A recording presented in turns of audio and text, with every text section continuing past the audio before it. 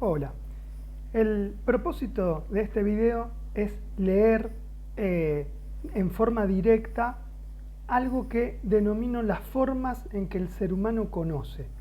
Y en esto quiero contar que hay muchas formas en que el ser humano conoce. Por ejemplo, en nuestra actualidad, esta cultura hace una gran apología, una gran propaganda, digamos como un acto majestuoso en relación a la ciencia. Y la ciencia es una herramienta más dentro de las capacidades y formas que tenemos de conocer los hechos, vamos a decirlo así, de la naturaleza. Y cuando hablo de la naturaleza, no solamente me estoy refiriendo al mundo de la física, de la biología y de la química, es muchísimo más. Es hablar de la naturaleza de la realidad, que es una forma de decir que hay formas de conocer distintos aspectos que inclusive están ocultos. O sea, hay un abanico de posibilidades para conocer justamente una cantidad enorme, ¿sí?, de vericuetos en la naturaleza. Entonces, formas en que el ser humano conoce. 1. Conoce a través del relato mítico. A través de historias fantásticas se transmite una verdad central y original. No importa el decorado de la historia, importa la advertencia que hace el relato mítico para prevenirnos de un posible mal. Estamos acostumbrados a decir, un poco menospreciando, que el relato mítico es un cuentito más, una historia con tintes fantásticas donde aparecen los dioses y simplemente es para enseñarnos una moraleja. La verdad es que la forma de conocer a través del relato mítico es muy importante porque es la primera que el ser humano construyó, ¿sí? El relato hace alusión a algo que se construye para explicar algo, un suceso que en ese momento se recurría a determinados personajes o a determinadas formas de esa historia, pero no hay que quedarse en el decorado. Lo importante es captar justamente lo esencial de ese relato, eso que quiere contar para prevenir en las generaciones futuras.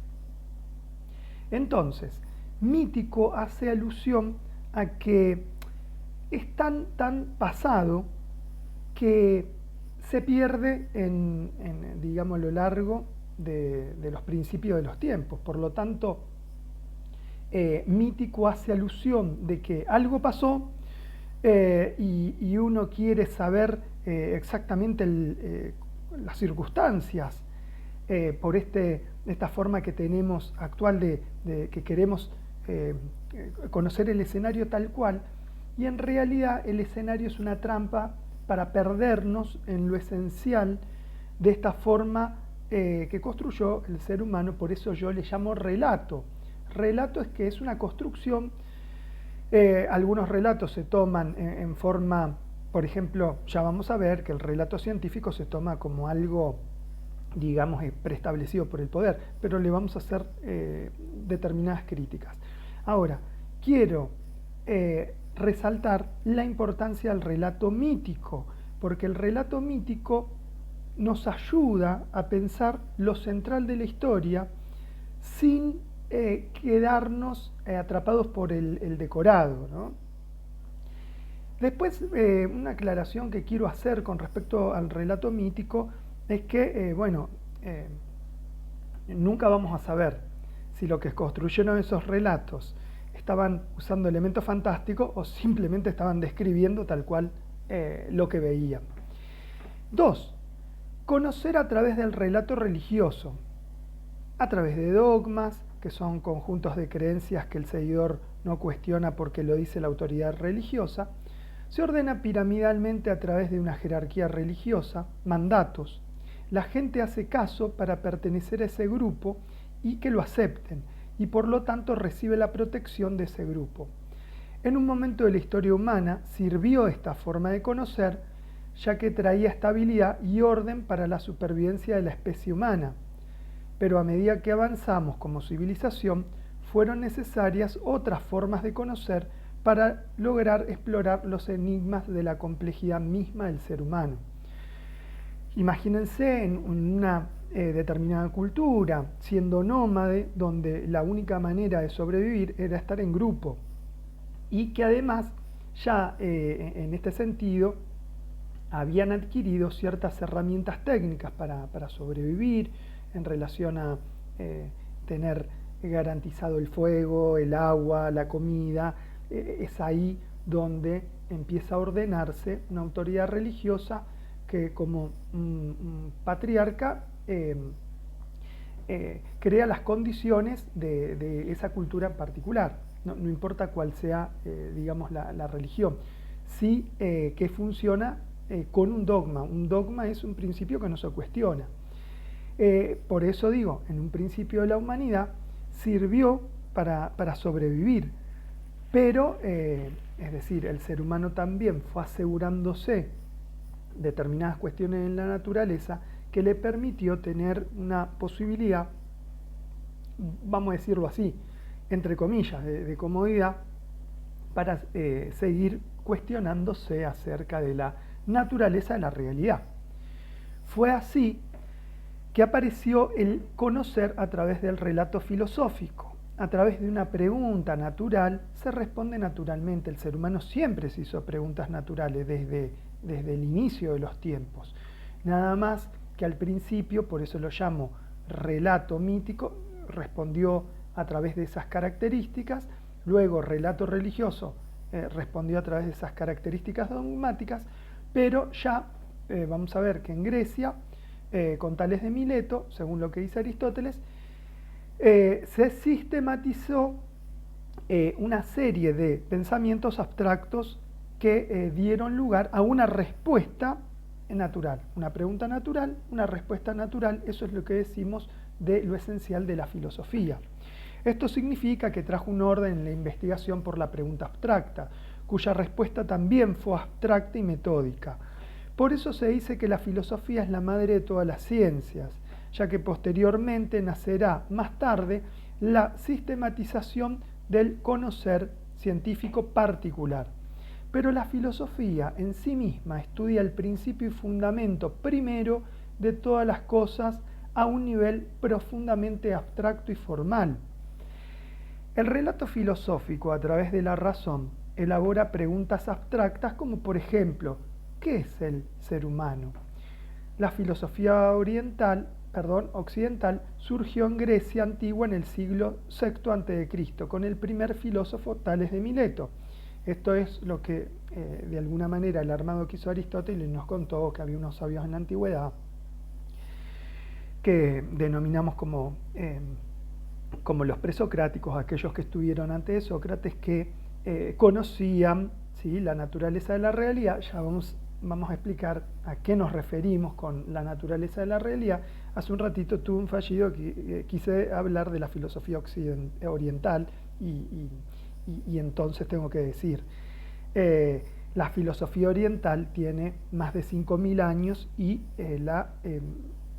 pensamos en lugares como Egipto e India, y que tal vez, recurriendo al relato mítico, tengamos que pensar en hace 13.000 años, ¿sí? Pero esto es un relato mítico, la ciencia aparentemente no tiene pruebas de esto, pero lo conocemos por los mitos. Fíjense qué importante, lo que la ciencia, digamos, no encuentra, lo encontramos por otro lado, los mitos. Y estoy hablando ni más ni menos que de la mítica Atlántida y en el océano Atlántico, y la mítica Lemuria en el océano Pacífico. Entonces, podría ser que esas civilizaciones dieron paso a la Atlántida, a lo que fue Egipto, y Lemuria a lo que fue India. Bueno, se dan cuenta que el relato mítico sirve para, aunque no tengamos pruebas para hablar de eso, pero sí estamos hablando de eso, y eso es mucha riqueza. Entonces, la filosofía occidental griega tiene 2.000 500 años. Y la filosofía oriental, que maneja otros conceptos, ¿sí?, de vacío, de energía, tiene por lo menos 5.000 años, que en realidad tiene mucho más. Entonces, filosofía se encuentra aquí porque no es ciencia particular, es una forma de conocer en sí misma y es anterior al conocimiento científico, es decir, no es una ciencia social la filosofía, por suerte, porque es un conocimiento en sí mismo. Ahora que me escuché hablar de conocimiento, quiero corregir esto, porque la palabra conocimiento tiene una trampa. Nosotros tenemos que aprender a escuchar los sonidos, porque, oh casualidad, los jeroglíficos funcionan de esa misma manera, digamos, con sonidos. Lo importante de los jeroglíficos egipcios son los sonidos, y lo importante, por ejemplo, del análisis de un sueño son los sonidos, no son las imágenes. Lo mismo pasa con el jeroglífico egipcio, no son importantes las imágenes que uno ve en ese jeroglífico, sino son los sonidos. Recién me escuché que dije, en relación, nombré el conocimiento. El conocimiento es una palabra tramposa que hay que corregirla en nuestro lenguaje, porque es mitad conozco y mitad miento, o sea que en definitiva no llego a la profundidad donde supuestamente me propuse llegar. Entonces, es muy importante no caer en esta trampa de mitad conozco y mitad miento, sino escuchar que aparece el miento, o sea, no cumple con los propósitos iniciales. Y ahí es donde hay que desactivar. Y podemos hablar de el conocer. De hecho, yo lo escribo así, el conocer.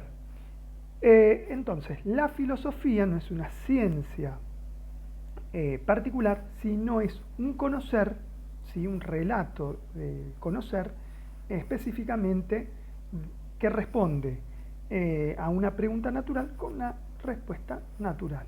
Es una forma de conocer especial y anterior a la ciencia. Ahora sí, 4. Conocer a través del relato científico. A través de verdades provisorias que surgen por experimentación metódica, los científicos trabajan en la realidad material del objeto de estudio. Pero en ciencias son provisorias sus investigaciones. Duran hasta que aparezcan otras teorías. Es como decir que un clavo saca otro clavo.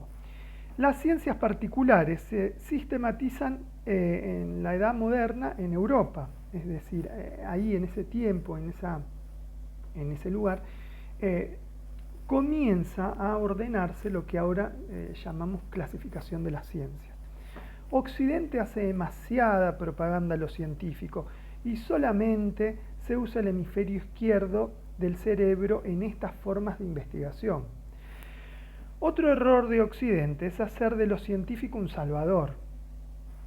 La ciencia es solo una herramienta más de varias que posee el ser humano para transitar el camino del conocer.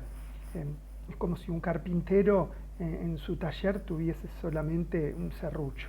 Sería absurdo, porque se supone que hay otras herramientas y debe tener otras herramientas para lograr los objetivos de ese taller. Con un serrucho se pueden hacer algunas cosas, pero después se necesitarán infinidad, ¿sí?, de herramientas, pero además infinidad de estrategias que algunas tendrán que ver con el hemisferio izquierdo, lógico, racional, ¿sí?, del ser humano, pero también la naturaleza nos dotó de un hemisferio cerebral derecho que es básicamente intuitivo, creativo y abierto en ese sentido. Entonces, ahí aparece la creatividad. Una cosa que quiero decir en relación a las ciencias, y esto es una explicación que hacen los epistemólogos, que son filósofos dedicados específicamente a esta rama que se llama epistemología, que se dedican a ser un poco, en chiste digo, los policías de la ciencia, es decir, desde el conocer filosófico, desde otra plataforma de conocer, tienen la autoridad para analizar la coherencia que hay entre objeto y método. ¿Cuál es la diferencia entre objeto y método? Bueno, hago este ejemplo. Si yo quiero conocer Mar del Plata, habrá caminos, ¿sí? Mar del Plata será el objeto de estudio que quiero conocer, y Mar del Plata, para llegar a Mar del Plata, habrá caminos, y o casualidad, método, quiere decir, digamos, meta más allá, y ese do hace alusión a camino. Entonces, metodología será el estudio de el camino para llegar a ese más allá. Ese más allá es el objeto de estudio. Entonces, si yo digo, quiero conocer Mar del Plata y voy a ir por la ruta 40, un epistemólogo con criterio diría, claro, eso es incoherente, porque la ruta 40 va a otros lugares, pero no pasa ni cerca por Mar del Plata. Entonces, un epistemólogo ahí descubriría y alertaría que no hay una coherencia entre objeto de estudio, lo que yo digo que quiero conocer, y el camino que propongo para conocer. Ahora, si alguien dice, quiero conocer Mar del Plata, y lo vamos a hacer con el método Ruta 2 o el método Ruta 11, hay un epistemólogo que diría, hay coherencia. Esos dos métodos, ¿sí?, llevan a ese lugar donde vos decís que querés ir. Entonces el epistemólogo, desde el paradigma filosófico, es la plataforma del conocer filosófico, analiza estas cuestiones muy profundas dentro de la ciencia. Entonces, y está bien que se me ocurre este ejemplo, está bien que lo haga un filósofo, esto es la tarea del filósofo. Vamos a nombrar un ejemplo cotidiano. Cuando ocurre algún hecho, por ejemplo, con la gendarmería, no lo investiga ese hecho la gendarmería, lo investiga otra fuerza. Bueno, vamos a decirlo así, cuando hay que hablar de la coherencia dentro de la ciencia, en este caso entre método y objeto, está bien que se analice desde otra plataforma, no desde dentro de la ciencia. En este caso es la plataforma filosófica. Vamos a hablar de un pequeño cuadro de clasificación de las ciencias. Bueno, básicamente las ciencias particulares porque apuntan concretamente a un objeto de estudio denso. Denso quiere decir que se puede percibir por los sentidos. Las ciencias particulares se dividen en dos grandes grupos. Las ciencias abstractas o formales, cuya ciencia particular insignia es la matemática.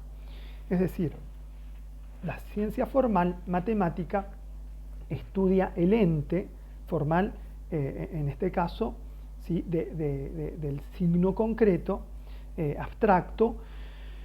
Si yo dibujo un 1, no es el 1 abstracto, es el dibujo del 1. Si yo hago una maqueta del 1, sigue siendo una maqueta del 1, pero no es el ente, el concepto 1. Eso es abstracto y por eso la matemática se llama ciencia formal abstracta, por el objeto de estudio con el que trabaja. El otro gran grupo de la clasificación de las ciencias particulares son las ciencias empíricas, fácticas y prácticas, tres nombres para decir lo mismo, empíricas, que a su vez se subdividen en naturales y sociales. Las ciencias naturales tenemos la química, la biología y la física. Entonces, una aclaración, la física cuántica nace aquí, sí, es una rama de la física, pero va más allá inaugurando una nueva forma de conocer. Ya vamos a ver que la física cuántica, que tiene más de 100 años, inaugura, ¿sí?, un nuevo tipo de conocer que lo vamos a ubicar en el quinto lugar, o sea, que trasciende la ciencia. Bien, entonces, el otro grupo dentro de las ciencias empíricas, fácticas o prácticas son las ciencias sociales. La historia, la geografía, el derecho, la antropología, la economía, la sociología y la psicología. Y hago una aclaración dentro de la psicología. La psicología tiene tres objetos de estudio, ¿sí?, la conciencia, la conducta y el inconsciente. Ahora, el psicoanálisis, que justamente es el paradigma para estudiar el inconsciente, nace como una rama de la psicología, pero las características que tiene el objeto de estudio inconsciente van más allá. inaugurando una nueva forma de conocer junto a la física cuántica. Ya veremos que la manera en cómo trabaja el inconsciente y las leyes que mueven al inconsciente es necesario, para entender al inconsciente, recurrir a la física cuántica, porque la física cuántica estudia las leyes superiores, las leyes sutiles, que es lo mismo que decir las leyes que mueven a las partículas subatómicas, es decir, las leyes que mueven todo el universo que hay en el mundo subatómico, o sea, dentro del átomo, y esas leyes que hasta contradicen las de esta realidad densa, ¿sí? Están en sintonía totalmente con el funcionamiento del inconsciente. Por eso, para los psicoanalistas, realmente en esta época, es necesario estudiar física cuántica para profundizar y explicar realmente cómo funciona el inconsciente en esas leyes particulares que tiene. Entonces, quiero decir que nuestro sistema educativo está centrado en el paradigma científico. Y la ciencia se basa en el razonamiento a través del hemisferio izquierdo de nuestro cerebro, cuya característica es racional, rígida, etc. Se llaman particulares porque tienen un objeto de estudio específico que se conoce con métodos particulares y adecuado para ese objeto. Lo necesario para una integración adecuada del conocer en nuestra práctica educativa es integrar en nosotros a través del hemisferio izquierdo, que es racional y rígido, con el hemisferio derecho, que es creativo y flexible. Esto es clave. Si nosotros no integramos dentro nuestro, ¿sí? En los procesos tanto de enseñanza como de aprendizaje, integrar las capacidades del hemisferio derecho con el hemisferio izquierdo, ¿sí? Siempre vamos a quedar, en este sentido, estériles frente a la profundidad del conocer. Entonces, si realmente decimos que queremos conocer la naturaleza de la realidad, tanto en su parte densa, que es lo que estudian las ciencias particulares, como en su parte sutil, que es lo que yo nombré, que el psicoanálisis y la física cuántica se están ocupando, ¿sí? Si nosotros realmente queremos conocer la naturaleza de la realidad en su parte densa y en su parte sutil, es necesario, ¿sí? No hay otro camino, eso quiere decir, realmente integrar estas dos capacidades que están dentro de nosotros. La capacidad racional, por un lado, pero con la capacidad creativa. 5. Conocer a través del relato cuántico y psicoanalítico. Es un paradigma en sí mismo y me gusta integrar la física cuántica con el psicoanálisis porque ambas se necesitan para explicar muchos hechos de la realidad sutil. Los científicos cuánticos descubrieron que en la realidad subatómica funcionan otras leyes que contradicen inclusive a las leyes de esta realidad material. Increíblemente, el psiquismo humano en su parte inconsciente funciona con estas leyes. Esta es la gran novedad de este tiempo. Por lo tanto, cambia la concepción filosófica, antropológica del ser humano. Esto significa que la realidad del ser humano se plasma de acuerdo a lo que diga desde lo más profundo de su psiquismo. Por eso es tan importante conocerse a sí mismo, ya que dentro nuestro, por las pulsiones de vida y pulsiones de muerte, hay deseos que nos convienen y deseos que no nos convienen. Es importante conocer los deseos propios que no nos convienen, que en realidad nada es propio, todo es heredado, inclusive hasta nuestro ADN es heredado de los ancestros y también nuestros deseos son heredados. El tema es darse cuenta de que en realidad todo es heredado y en base a eso, bueno, desactivar lo que no nos conviene, pero para eso hay que conocer, y activar lo que nos conviene. Ya sabemos que no es nuestro en principio, pero hay una forma de apropiarse cuando conozco lo que me conviene y decido que eso sí quiero activarlo, aunque en el inicio no fue mío Una vez que lo activo y me lo apropio, ya ahí sí pasa a ser mío. Entonces, es importante conocer los deseos propios que no nos convienen para frenarlos desde el inicio cuando amenazan con plasmarse y realizarse en la vida cotidiana, y a la vez activar los deseos que nos hacen bien. Los deseos que nos hacen bien, activarlos. Nuestro psiquismo humano carga con información las partículas subatómicas que son neutras en principio, pero una vez cargadas con nuestros deseos, se plasma la realidad que dicta nuestro aparato psíquico, compuesto por lo consciente 33% e inconsciente 67%. Es decir, en un iceberg, un tercio se ve, por ejemplo, desde arriba de un barco o desde una isla, se ve un tercio, pero sin embargo lo que hay debajo del iceberg es dos terceras partes. ¿Qué quiere decir?